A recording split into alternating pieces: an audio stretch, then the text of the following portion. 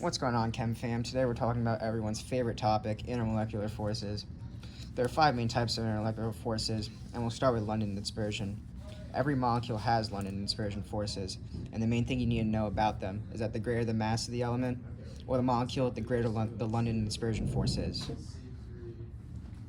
So one thing to add with London dispersion forces is that while they do occur between every molecule, they are very weak.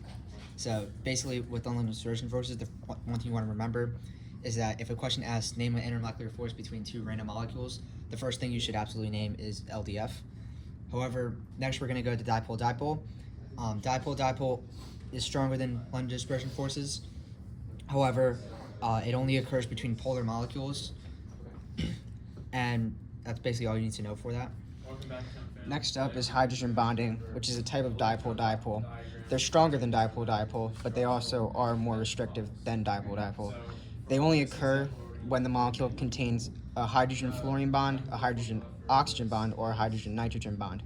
So for example, if you have a water molecule and an O2 molecule, there is no hydrogen bonding in that because the O2 molecule has no hydrogen. So next is ion dipole, and this is when you have an ion, like sodium, bonded to a molecule that experiences dipole-dipole forces, like water in this case. So this is kind of what happens when you put sodium in, or like sodium chloride, or for example, in water. So the chlorine and sodium kind of like split from each other, and then you get these types of forces. And they are again stronger than hydrogen bonding, but there's still one force that is stronger.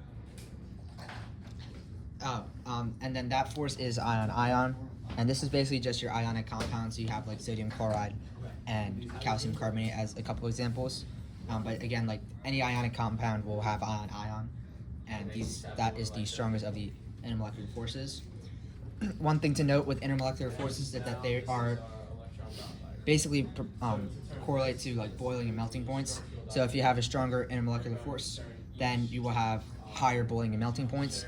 That is why ionic compounds like sodium chloride and calcium carbonate have very high melting points, like in the thousands of Celsius, while London dispersion forces, or basically forces between nonpolar compounds, have very low melting points, like propane or methane.